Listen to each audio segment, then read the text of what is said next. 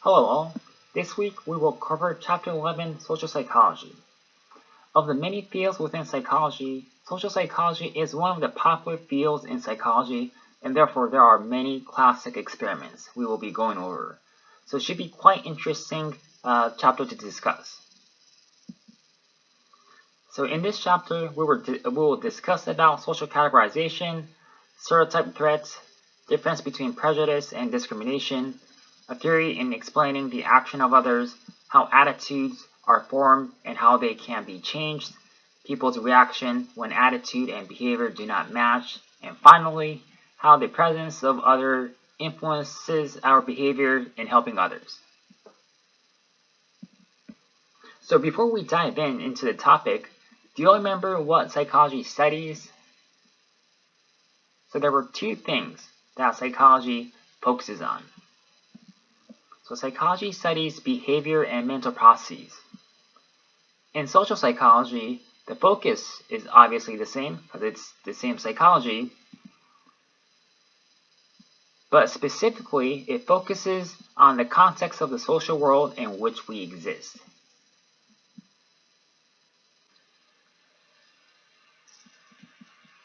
So, one of the topics that has been studied for many decades is on social categorization, which basically is a process of categorizing, most of the time other individuals, based on characteristics the new person has in common with others with whom one had previous experience. And as we engage in social categorization, we develop what is called a stereotype,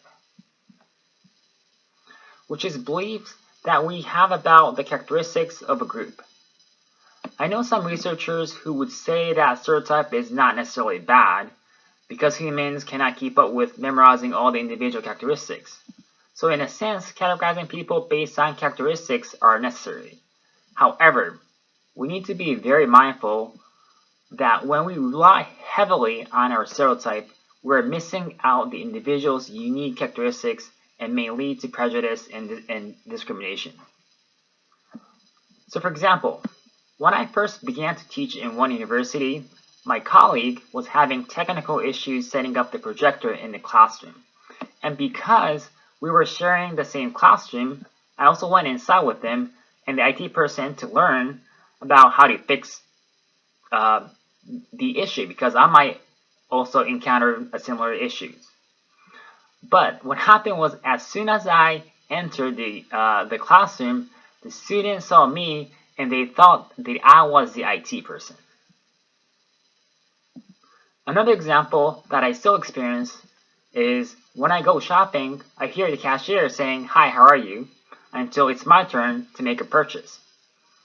So, these two examples are when the individuals rely too heavily on their stereotype and judging me solely based on their previous experience, based on how I look. So, when these things happen, it can lead to prejudice or discrimination. So prejudice is an unjustified negative attitude, and discrimination is the unjustified negative action. So prejudice is an attitude, whereas discrimination is the action. And there are many forms of prejudice and discrimination, which includes ageism, sexism, racism, and sizeism. And these can be manifested explicitly or implicitly, with less self-conscious if it's implicit. For example, like microaggression, like the example that I shared in the previous slide. So that is a form of implicit prejudice or discrimination.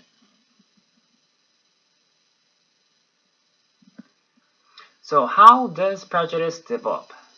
Typically, prejudice is formed by creating a sense of in-groups and out-groups. In-groups is basically the social group with whom a person identifies.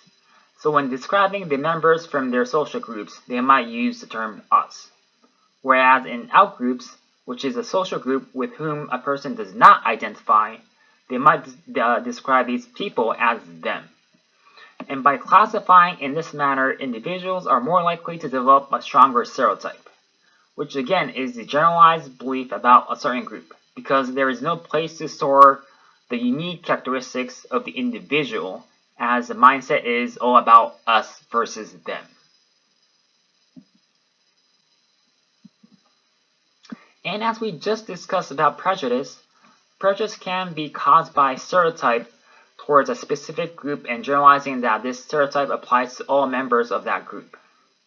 And stereotypes are everywhere. For example, in the Human Development chapter, we discussed how there are disproportionate number of students majoring, for example, STEM fields or nursing.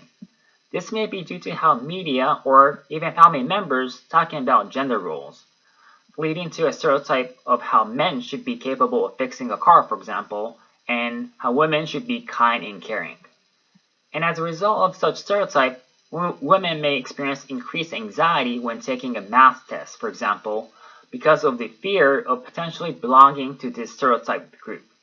And men may also experience increased anxiety, for example, when asked to share their feelings, such as sadness, to significant others, again because they fear of being judged based on the negative stereotype about being men. And this stereotype threat can lead to self-fulfilling prophecy, when an individual begins to believe the negative stereotype and think that he or she may fail because, for example, based on their gender or race.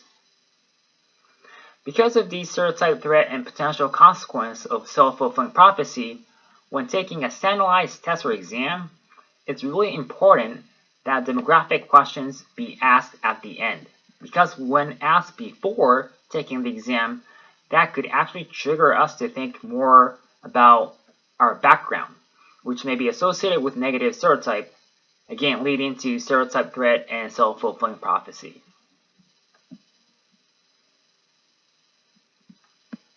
So how can we minimize prejudice? As I mentioned earlier, we all have our own prejudice. So the first step is to be aware of those thoughts. It's also important to replace with more individualized information as opposed to overgeneralizing certain characteristics to all the members in that group. And to do that, we need to we need to seek out and contact with members of the outgroups, such by working together on a shared common goal. This again will make it easier for us to rely on the individualized information as opposed to the overly generalized information. And last, putting ourselves in the other's position, thinking from that person's perspective. And research does show that practicing these have significantly reduced the implicit biases.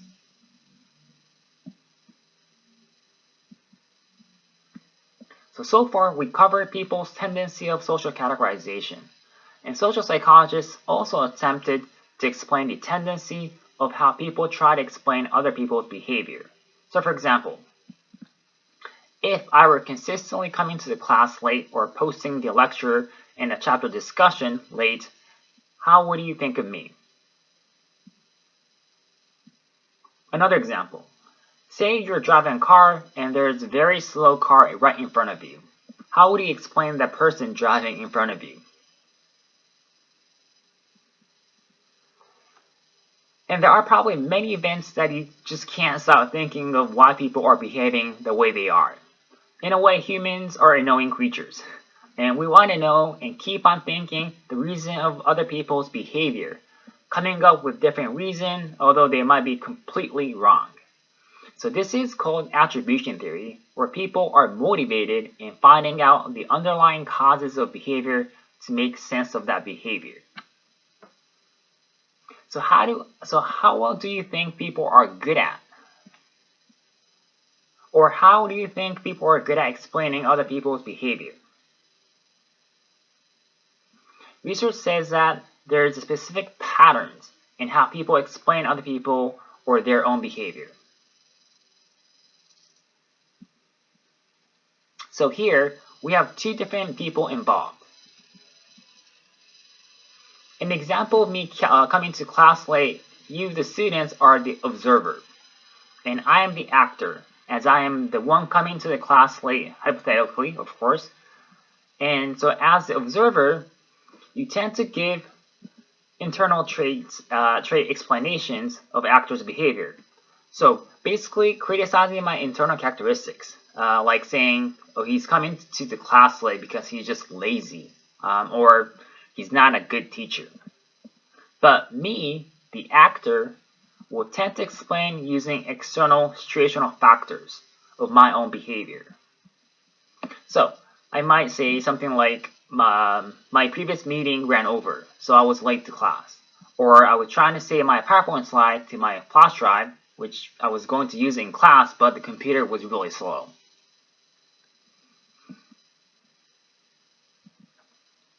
So depending on whether we are the observer or an actor, we tend to focus on different elements.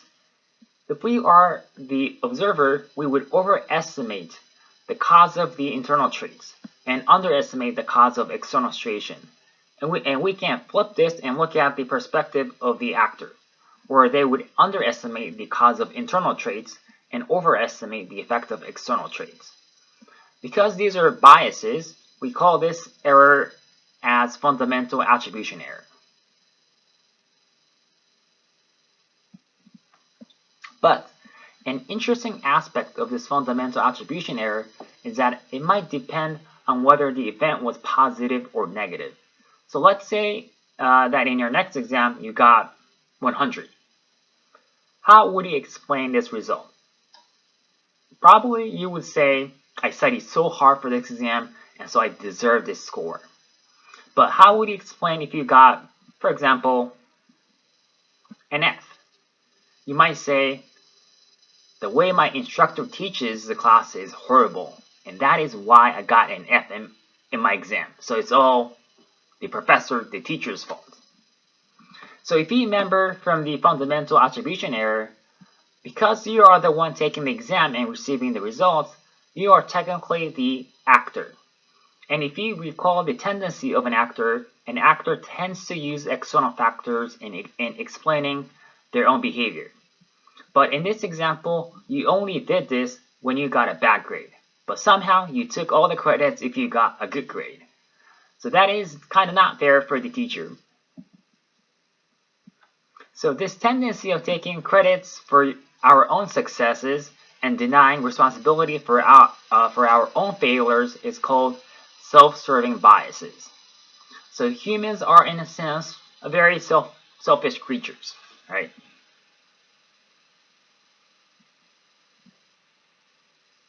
Alright, next topic. We will discuss about attitude, which is our opinions, beliefs about people, objects, and ideas. And obviously, attitudes can influence how we feel, behave, and think.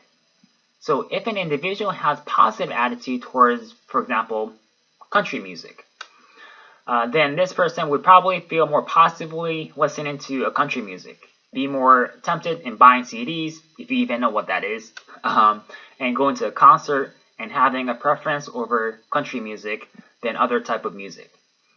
And of course, we can keep our attitude as the way it is, or we could change our attitude.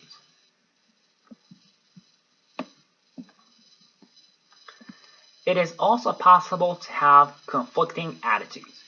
And when this happens, we say that there is a cognitive dissonance, which would create discomfort within ourselves. So here's an example of cognitive dissonance. So say that an individual believes that he is an honest person, but at the same time, he cheated on his psychology exam. So there is a cognitive dissonance here because an honest person would not cheat on the exam. So how could we decrease this cognitive dissonance, or basically our discomfort? So, because our two attitudes are crashing with each other, we need to change one or the other or find a happy medium. One way to decrease cognitive dissonance is to change our cognition A, which is, I am an honest person. So how could we change this? Pretty simple. Just say that I'm not an honest person after all. By changing the cognition A to I am not an honest person, this would be in line with the statement I cheated on my psychology exam. So therefore, no more cognitive dissonance. Another way to decrease dissonance is to change cognition B, that I cheated on my psychology exam. So how could we change this? You might say that I really didn't cheat. I did not mean to see other students' answers, but it just caught my eyesight. Right? This again would be in line with I am an honest person because I did not cheat. I just accidentally saw others' answers, so you could still be an honest person. The last way to decrease dissonance is to come up with a new attitude or cognition that would justify the behavior. In this example, cheating. So how do we do that? So you could just blame it on the teacher. So I had to cheat because the exam the teacher made was unfair. This way I still could be an honest person and cheating at the same time. Because again, it was the teacher who made me cheat. Another example of cognitive dissonance is, say, an individual is smoking cigarettes. But when you watch social media or even the boxes of cigarettes, it probably would say something like, smoking can kill you and can be addictive. Well, now there is dissonance, cognitive dissonance, because you're smoking, but you know that smoking is not good for your health. So how could we decrease dissonance? One easy way is to quit smoking, and then there's no more dissonance. But another way is to say that I know that warning label telling how bad the cigarettes are, but at least for me, I'm healthy and feel good about myself. So this could also decrease dissonance by coming up with a new cognition saying that, yes, I know the potential consequences, but it seems to not be applying for me at least. So we talked about cognitive dissonance, but the original study was conducted by Leon Festinger in the 1950s. I will post a link, so make sure to watch this video clip. Basically what he did was that he randomly assigned participants to two groups, where in one group he forced the participants to experience cognitive dissonance, and the other group no dissonance. Specifically, he had the participant go through really boring tasks and in one group he only paid $1, whereas in the other group he paid $20. So, which group experienced cognitive dissonance? Is it the group that was paid only $1, or is it the group that was paid $20? And again, both individuals in the group did really boring tasks. So the answer is, it's the group that were paid only $1 that experienced cognitive dissonance. Because going through a boring task and being paid only $1 did not make sense. Whereas the group that were paid $20, then they had a pretty good justification for going through such a boring task. So when people are experiencing dissonance, what happens? They try to decrease it, right? Because we don't want to be discomfort for a long period of time. So they try to, so towards the end, the participants reflected on their experience engaging in a boring task. And what happened was that the group who were only paid $1 actually changed their belief about the boring task and actually said that it was kind of fun. Whereas individuals who were paid $20, they were able to tell the truth because they had the external justification, and so they in fact said that it was boring. So the last concept we will discuss is the bystander effect. And you might have heard about this somewhere, but this is the effect that the presence of other people has on the decision to help or not help. So what do you all think? If an individual desperately needs help, would this individual be more likely to be helped when there are many people around, or when there are only one or two people around? What do you all think?